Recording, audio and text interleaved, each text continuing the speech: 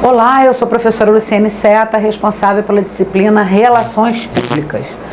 E aí, vocês têm estudado muito, têm feito as revisões, prestado atenção nas questões que eu tenho apresentado a vocês. Normalmente são questões pensadas pelas bancas que criam, né, as questões com relação à disciplina, enfim, ao concurso que vocês vão realizar. Então, assim, fiquem sempre de olho nas dicas que eu dou, porque elas são dicas quentes acima de qualquer coisa.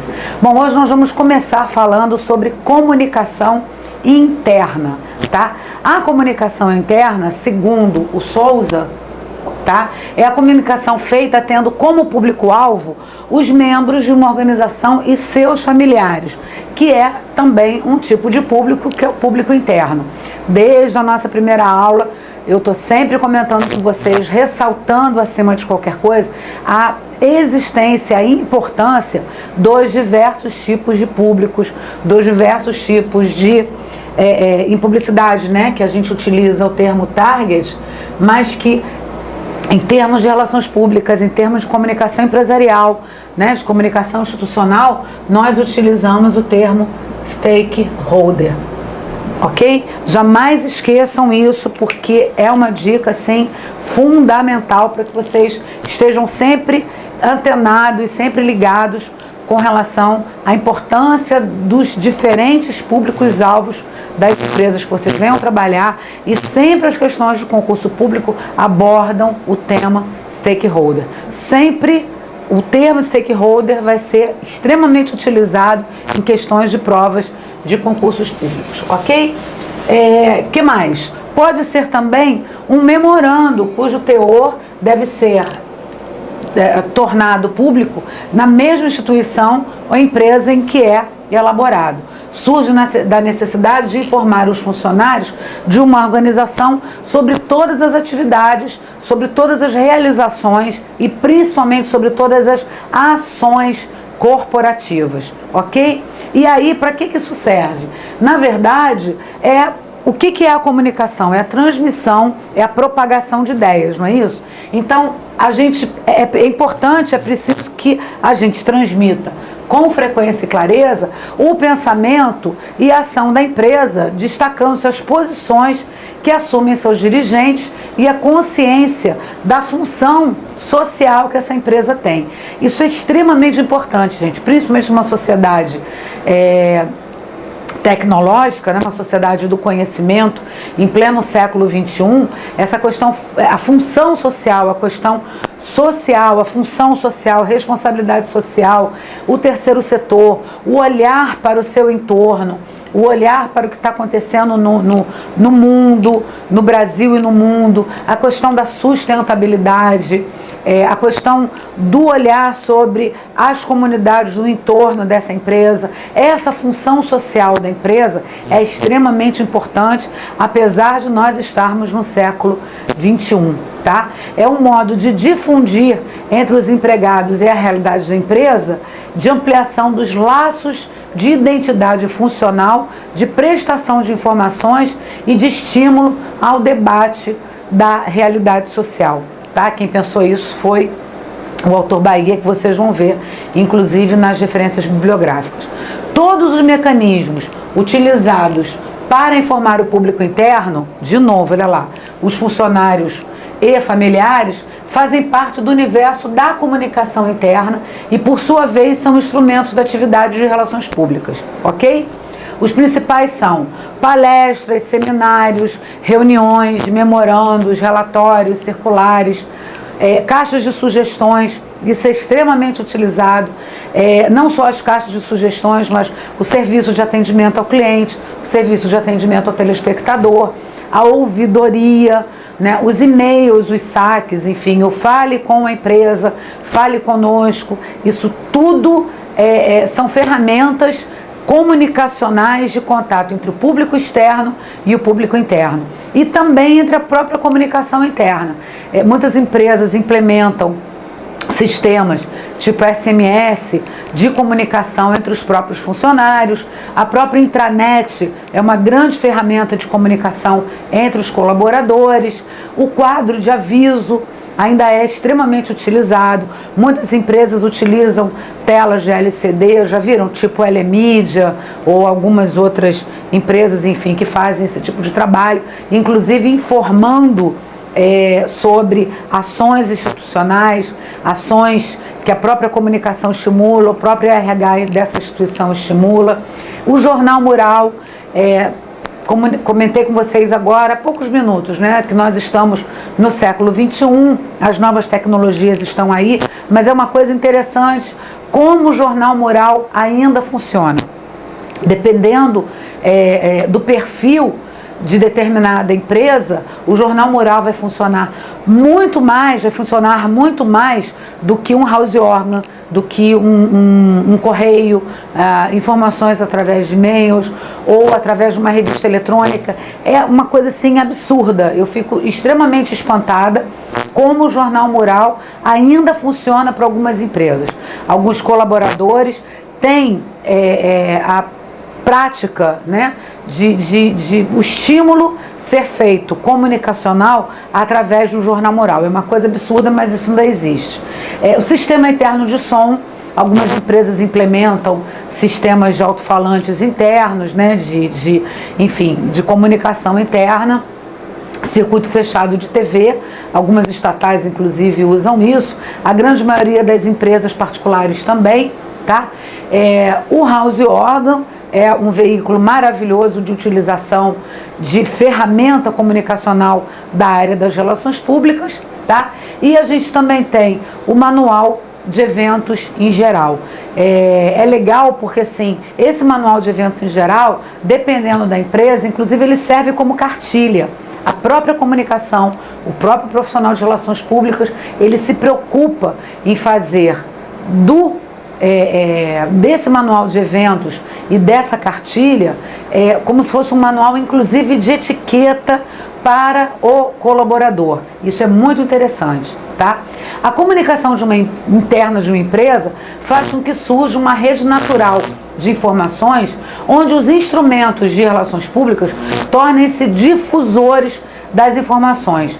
Com isso, observa-se uma mudança no comportamento empresarial, ou seja, o silêncio cede lugar à informação e quanto mais ampla, melhor. As coisas mais desagradáveis para nós, profissionais de comunicação, primeiro é o ruído. Né? Nós vimos lá nas nossas primeiras aulas que o ruído é péssimo. Toda vez que acontece uma quebra na comunicação, isso é horrível, porque a comunicação ela acaba não se efetivando, não se propagando como deveria se propagar. E outra coisa que é ruim para a gente, que não deixa de ser também um ruído, mas é a não comunicação, é o silêncio, né? É a não propagação de ideias, é a não troca de ideias entre os colaboradores. Isso para a gente também é horrível, porque fica um silêncio total e absoluto, ninguém se manifesta, ninguém conversa, ninguém principalmente interage. Então isso para nós não é legal, tá? Construindo um universo de valores dos mais expressivos, os empregados representam o maior trunfo para que uma empresa possa se desenvolver e cumprir sua missão, tá? A esse público deve ser dirigida a maior e a melhor atenção, pois é com ele que a empresa vai empreender suas conquistas. Quem diz isso é a professora Margarida Kumus, lá da USP, né? Uma pesquisadora já há muitos anos da comunicação organizacional, do campo do saber das relações públicas, e nós temos sempre que nos preocuparmos com os colaboradores de forma expressiva. Para tanto, é imprescindível que os colaboradores sejam bem informados dos projetos e metas que a empresa pretende atingir, e isso só é possível através de uma comunicação interna eficiente. Somos nós que agregamos valores, somos nós os responsáveis sempre por essa comunicação, por essa interação, por essa via de mão dupla, empresa, colaboradores. E é através de nós que esses colaboradores vão se sentir tranquilos, à vontade, satisfeitos por essa comunicação ser eficaz, por essa comunicação ser coloquial, ser clara, ser ampla, ser eficiente, eficaz, ao ponto deles ficarem sempre sabendo sobre todas as ações da empresa. Gente, isso dá um prazer inenarrável quando você percebe que o colaborador, ele está afiado, ele compartilha, ele agrega valor, ele é um parceiro da empresa, porque acima de tudo, você profissional de comunicação, você profissional de relações públicas, é a ponte, né, de comunicação entre a empresa que você trabalha e o colaborador.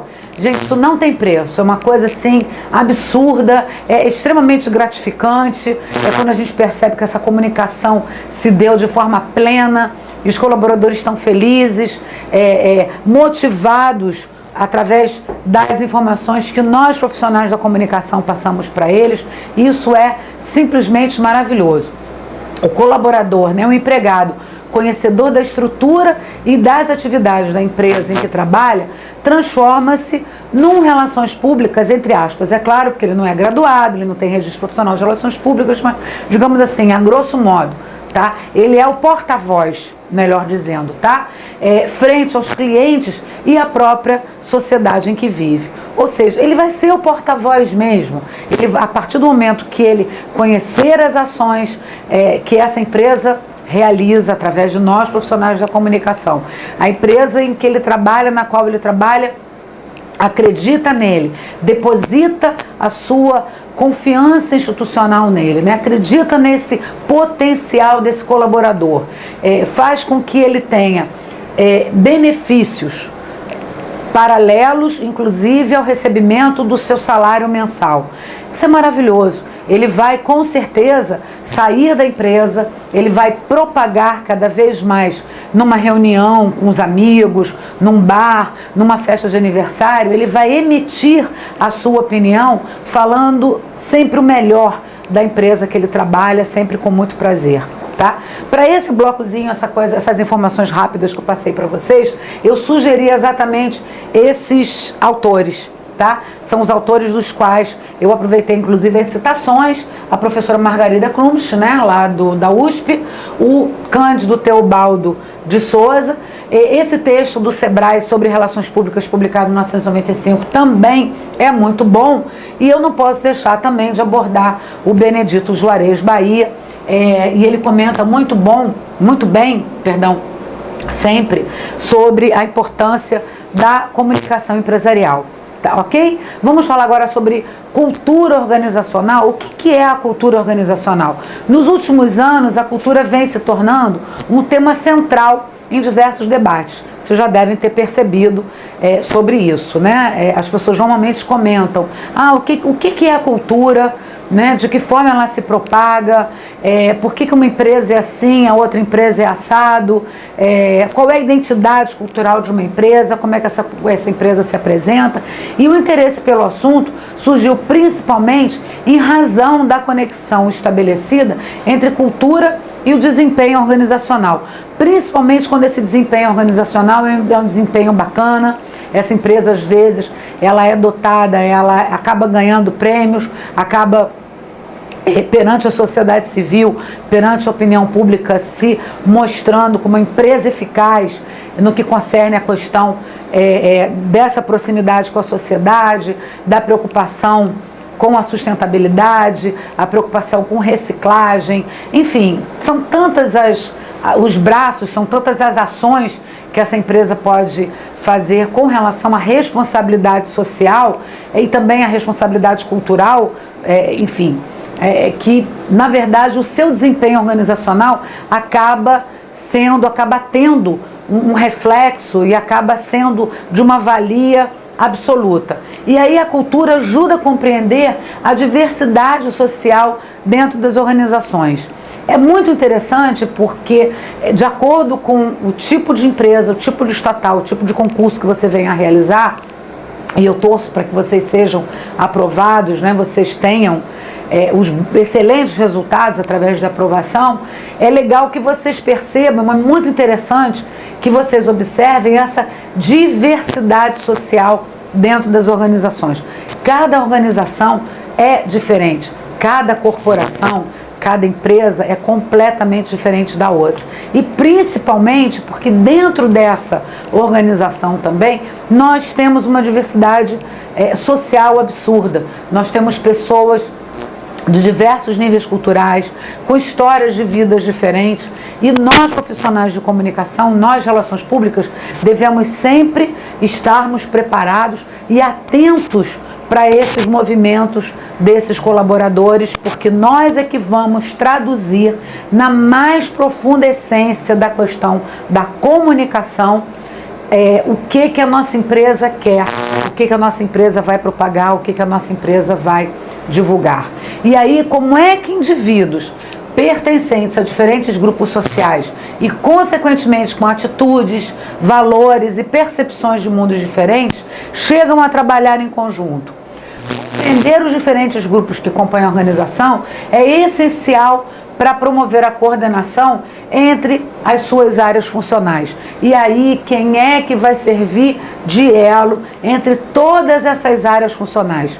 Nós, profissionais de relações públicas. Nós é que vamos servir de elo entre todas as áreas, entre todos os setores dessa empresa, e aí vamos ser os porta-vozes exatamente das ações comunicacionais dessa empresa. A cultura, gente, tem um papel fundamental na resistência à mudança e aprendizagem.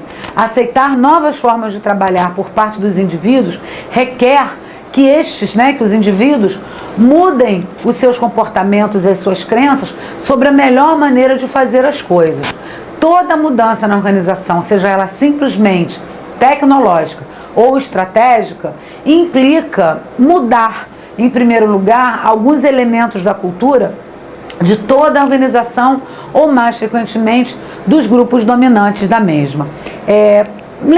Falando sobre isso, eu me lembro muito bem, acredito que vocês assistam televisão e acredito que vocês, não sei qual é o banco que vocês têm conta, mas tem um banco particular no Brasil que fechou o contrato de publicidade. Não sei se vocês se lembram dela, se vocês a conhecem, mas uma senhorinha que é muito fofa, e ela cozinha doces, aquela carinha de vovó gostosa, aquela coisinha aquela vovó bem fofa, bem querida, né? Que é a Palmirinha. Então a Palmirinha, ela serve de elo entre essa empresa privada, entre esse banco, e aí o que ela vai servir? Exatamente o que a gente está pensando aqui, a questão da estratégia, né? Vai ser ela o elo de comunicação entre esse banco e os clientes que estão ligados, que já estão no que a gente chama de terceira idade. Então isso é muito interessante porque ela serve de elo. E somos nós, profissionais de relações públicas, somos nós, os profissionais de comunicação, que pensamos as campanhas organizacionais, as campanhas institucionais. E aí, a nível interorganizacional, a perspectiva cultural ajuda-nos a perceber e a gerir as relações entre organizações do mesmo país e de países e culturas diferentes. Numa época onde a globalização, as alianças e estratégias, as fusões e aquisições definem as vantagens competitivas, os gestores, porque nós somos gestores, têm de lidar com uma diversidade acrescida de valores, crenças e modos de explicar a realidade. A tomada de consciência do fenômeno cultural por parte dos gestores poderá ser preventiva dos muitos insucessos que marcam a história recente das fusões e aquisições entre empresas de países diferentes e, sobretudo, do mesmo país. É o que mais a gente vem presenciando, né? No Brasil, recentemente falando, nós acompanhamos fusões de muitas empresas reconhecidas, que já tinham uma história em diversos nichos, digamos assim, tá? Mas essas fusões, elas podem ou não terem sido bem sucedidas, serem ou não bem sucedidas. E aí a gente tem que prestar atenção, porque uma fusão que não tenha uma resposta de sucesso pode causar, sem sombra de dúvidas, um problema extremamente grave no que concerne a gerenciamento de crise de imagem, a reputação da imagem. E às vezes, muitas vezes, né, essas fusões, o que pode acontecer? Demissões em massa, a empresa mais forte, digamos assim, a que tenha realizado a compra, pode não ter sido anteriormente aquela mais simpática à vista da opinião pública, à vista do grande público, da sociedade civil como um todo. E aí cabe a nós, relações públicas, também enaltecermos, trabalharmos essa reputação, trabalharmos a imagem dessa empresa perante o público externo, mas principalmente, que é o que a gente está falando, é o público interno. Esse colaborador que veio, que continuou, melhor dizendo, trabalhando após essa fusão, ele pode vir a trabalhar com uma pressão significativamente maior do que a que ele tinha antes, né? Ele pode entrar ou ir trabalhar todos os dias após a fusão, significativamente falando, muito mais desmotivado do que ele ia antes, porque ele pode trabalhar com medo, ele pode trabalhar com receio, ele pode trabalhar percebendo que a gama de trabalho que ele ia ter, que ele vai ter, iria ser ou vai ser também muito mais pesado do que ele tinha antes. Enfim, a gente não sabe se as condições após uma fusão de trabalho, questão física mesmo, ou de ergonometria, né, de condições de satisfação desse funcionário no que concerne ao que a gente chama de pedagogia empresarial. Se uma mesa está à altura da colocação de um micro, né, se o mousepad está bem colocado, mas tem aquele apoio. Então nós, profissionais de relações públicas, junto com o pessoal do RH, a gente tem que observar esse tipo de coisa, porque profissional, colaborador feliz, com certeza repercute no rendimento cultural, inclusive, de uma empresa. Não é assim que funciona? Tá? Então é legal que a gente preste atenção, porque uma fusão, ela tanto pode ser maravilhosa, repercutir da melhor forma possível, como ela também pode acabar gerando crise de reputação, crise de imagem e até causando, digamos assim, até em casos extremos, falência. Ok? Vamos lá, vamos continuar? O termo cultura organizacional tem sido utilizado como cobertura explicativa para os aspectos da organização dominantes na teoria e na gestão das organizações, especificamente as manifestações folclóricas da organização ou de alguns grupos dentro dela, que se traduzem na linguagem própria, nos rituais, na identificação de heróis, na disposição física do espaço de trabalho. Enfim, o que a gente quer dizer com isso? Na verdade, o que acontece? O que são manifestações folclóricas? Manifestações mesmo ligadas à questão de calendário de eventos, a questão folclóricas, né, a datas festivas, ou até de criação de determinados eventos ou de datas festivas por parte do próprio profissional de relações públicas, tá? Mais ainda, a definição de cultura inclui as manifestações não visíveis que facilitam ou prejudicam a concretização dos objetivos organizacionais e a integração, sempre integração, tá? Necessária a essa realização, que se traduzem sobre a forma de normas grupais, valores declarados, filosofia da empresa ou do grupo, atitudes, modelos mentais, significados partilhados. Acima de tudo, a cultura fala-nos daquilo que é partilhado pelos elementos de um grupo e que vai além das normas que regem esse grupo, tá? A cultura da empresa é representada por um sistema complexo de crenças, valores, pressupostos, normas, símbolos, artefatos, conhecimentos e significados. Ela reflete as escolhas e preferências que foram desenvolvidas pela liderança da empresa e que são compartilhadas pelos demais membros.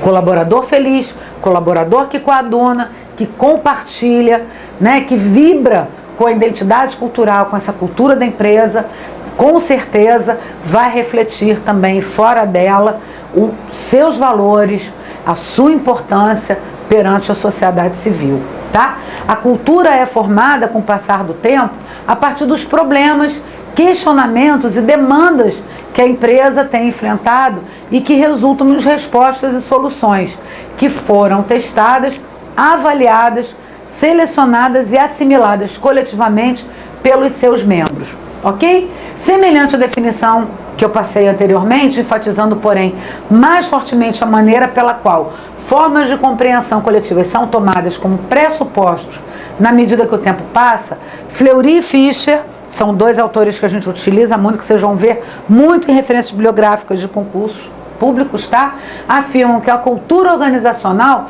é o conjunto de pressupostos básicos que um grupo inventou, descobriu ou desenvolveu ao aprender como lidar com os problemas de adaptação externa e integração interna e que funcionaram bem o suficiente para serem considerados válidos e ensinados a novos membros como a forma correta de perceber, pensar e sentir com relação a esses problemas. Uma outra definição refere-se aos aspectos físicos e humanos que compõem e formam a cultura da empresa. Assim, entende-se a cultura organizacional como um conjunto de fenômenos decorrentes da atuação dos homens na organização.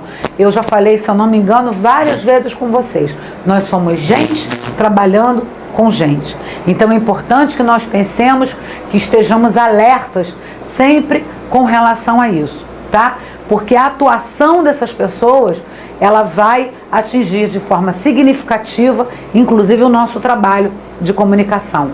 É, portanto, um fenômeno grupal resultante característico de uma coletividade.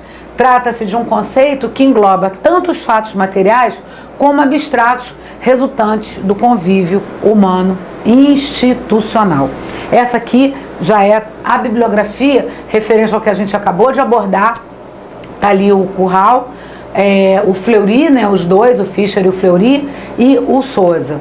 Inclusive é muito interessante que vocês observem, que vocês pesquisem essas referências bibliográficas, porque elas abordam de forma também com extrema delicadeza e importância a questão da comunicação, da cultura organizacional.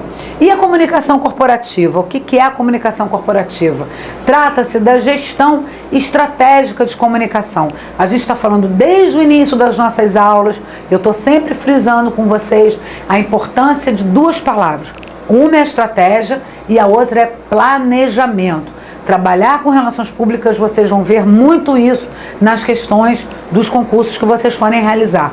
A importância do planejamento e a importância da estratégia da comunicação dessa organização, tá? Ou seja, olha lá, o planejamento e a administração dos relacionamentos da empresa pela utilização dos princípios da comunicação social com o objetivo de construir e manter a identidade, imagem e reputação empresarial perante todos os seus públicos, todos os tipos mais impensados ou pensados de stakeholders, tá? Sinônimo de comunicação organizacional e comunicação empresarial, tem sido utilizada essa nova denominação em função de que corporação passou a designar em português o conjunto de todas as divisões de uma empresa de grande porte, inclusive subsidiárias, inclusive terceirizadas, né? Ou seja, é a corporação. Lembram quando a gente estudou lá no colégio ainda, ensino médio ou fundamental, se eu não me engano, em ciências, que nós somos divididos em cabeça, corpo e membros? Uma corporação também, né? Cabeça, corpo e os membros dessa corporação. Por isso que nós dizemos que uma empresa, ela é também uma corporação. E aí é importante que a gente pense uma comunicação dirigida. Lembram o que é que eu quero comunicar a quem?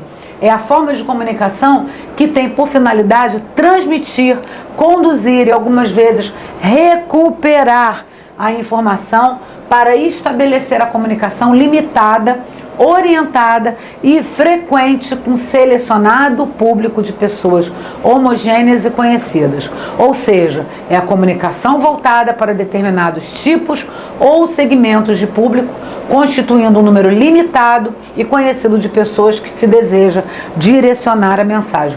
O nome já diz, comunicação dirigida, então eu direciono essa comunicação a quem eu quiser atingir, a quem eu desejar atingir, mais diretamente falando. E em relações públicas, a expressão dirigida tem o sentido de representar um alvo exato e que é localizado e por meio de escolhas sucessivas é alcançado, havendo controle integral do emissor do canal e singularmente do depositário da informação, ou seja, o grupo que se almeja converter em públicos. O conteúdo da mensagem é totalmente adequado ao receptor, nos termos, na linguagem, nas imagens e nas formas de resposta para se completar o esquema dessa comunicação. Esse esquema da comunicação, inclusive é importante lembrar isso aqui para vocês. Dois momentos aqui são extremamente importantes. Primeiro, a questão do alvo exato, né? O que eu quero comunicar a quem, né? Ou seja, o target, o público-alvo, o meu stakeholder em potencial, tá? E esse esquema de comunicação, eu vou me remeter, eu vou lembrar a vocês o modelo tricotômico da comunicação, que foi pensado pelo filósofo Aristóteles. Ele criou um caule, ele pensou num caule, tricotomia é um caule dividido em 3, e aí para que essa comunicação fosse efetivada, tá? Acontecesse, a gente precisaria ter o emissor, o receptor e a mensagem, tá? Se esse tipo de modelo ele não acontecer, se esse esquema, melhor dizendo, ele não acontecer, se faltar um desses, é óbvio, a comunicação ela não vai se dar, ela não vai existir e a gente não vai ter como o que comunicar a quem, tá? Esse modelo tricotômico, esse esquema de comunicação, tá? Ele é fundamental para que a comunicação se dê da melhor forma possível e que seja eficaz, né? Mais do que aconteça, é importante que ela seja eficaz, ok? E aí, quando se conhece o público, maior a possibilidade de ajustar a comunicação aos seus interesses. O feedback, então, se torna mais palpável e rápido quando se usa a comunicação dirigida, porque houve um maior cuidado na transmissão da informação. Sabe-se exatamente com quem se está falando. Ocorre uma comunicação de retorno, porque o objetivo de entendimento foi atingido, fazendo com que o feedback seja algumas vezes instantâneo. É muito interessante, para cada ação corresponde uma reação. Isso não é comunicação, isso é física, mas eu costumo dizer que é a mesma coisa. Tudo aquilo que a gente comunica tem que ter uma resposta, tem que ter um feedback, ok? A comunicação dirigida cabe a elaboração de mensagem eficiente, eficaz e apta a produzir os efeitos desejados no público receptor. Essa mensagem bem planejada e estruturada proporcionará um feedback mais rápido. Não é assim que funciona? A comunicação dirigida dispõe de mecanismos mais aptos, mais diretos e mais econômicos para alcançar os públicos identificados. Essa escolha adequada da comunicação ou do meio de comunicação a ser utilizado irá depender da mensagem e do público que se pretende atingir. O que eu quero comunicar a quem? Não esqueçam disso. Essa escolha será a principal estratégia de relações públicas, pois permitirá ter maior interação com os públicos, logo, maior possibilidade de entendimento e persuasão do comunicador. A mensagem mandada ao público certo, no momento certo, da maneira certa, através desses veículos de comunicação dirigida, por exemplo, escritos, correspondência, mala direta, manuais, relatórios, periódicos ou por parte orais, contato telefônico, alto-falante, radiocomunicação, rádio de veiculação interna, por exemplo, ou os aproximativos, congressos, convenções, reuniões, conferências, palestras, conversas, discursos, entrevistas, treinamentos, visitas, feiras, exposições ou eventos são grandes exemplos. Ou, como definiu Pinho em Propaganda Institucional, no livro, tá? Veículos de comunicação humana, comunicação direta, interpessoal, orais, os veículos orais, as formas orais de comunicação, as formas escritas, visuais ou audiovisuais. Beleza? Contrárias a todas as definições de comunicação dirigida citadas, o conceito de comunicação de massa serve para esclarecer ainda mais as diferenças entre os dois tipos de comunicação. Comunicação de massa é a forma de comunicação que é dirigida a uma grande audiência. Jamais esqueçam isso. Por isso o nome é comunicação de massa. Heterogênea e anônima. A gente não sabe para quem a gente, na verdade, está se comunicando, tá? Ela é completamente anônima, ou seja, uma comunicação em que a mensagem chega da mesma maneira para todas as pessoas. Podem ser citados os veículos de comunicação de massa, o jornal, a revista, o rádio, o cinema e a televisão, tá? Mas lembrando que subdivisões desses tipos de veículos de comunicação podem constituir veículos de comunicação dirigida, como, por exemplo, uma revista direcionada ao público negro interessado em beleza, como é o exemplo, acredito que vocês conheçam essa revista, ela é belíssima, por sinal, a revista Raça. Mas somente o uso de um veículo de comunicação dirigida não garante a eficiência de entendimento e retorno da mensagem. É necessário que sejam usadas mais de uma forma de se atingir o público, completando o esquema tricotômico da comunicação criada pelo Aristóteles: receptor, mensagem, emissor, mensagem, receptor, e aí ocasionando o que a gente quer, o que a gente almeja, que é o feedback, que é a resposta. Beleza? Esse conceitual direcionamento da mensagem aos públicos certos da comunicação dirigida se confunde com o da segmentação do marketing. Em marketing, a segmentação de mercado e logo dos grupos ou segmentos de público irá facilitar para a empresa identificar perfis e necessidades de consumidor, proporcionando melhores condições de lançar produtos e serviços que atendam a essas necessidades. Na comunicação, esse conceito foi ligeiramente mudado, passando de objetivos mercadológicos a objetivos comunicacionais, que poderão facilitar o alcance desses serviços mercadológicos. A mensagem estruturada e modelada feita pelas relações públicas será usada pelos marqueteiros, por isso que eu coloquei entre aspas, porque normalmente marqueteiro não é o profissional graduado em marketing, são pessoas que se acham e aí por isso elas se intitulam marqueteiros, elas não têm o conhecimento da comunicação, e administradores para vender mais ou agradar mais. Todo o aparato comunicacional deve ser bem usado pelas relações públicas, lembrem-se sempre disso, para que a organização tenha bons relacionamentos e eficazes também com todos os seus públicos, interno, externo ou misto, usando o conhecimento que tem o lugar onde trabalha e quem se relaciona com o lugar onde trabalha e quem se relaciona de forma geral, tá? O entendimento é a melhor forma da organização ter mais chances de sucesso junto aos seus consumidores, sejam eles clientes ou colaboradores ou funcionários, tá?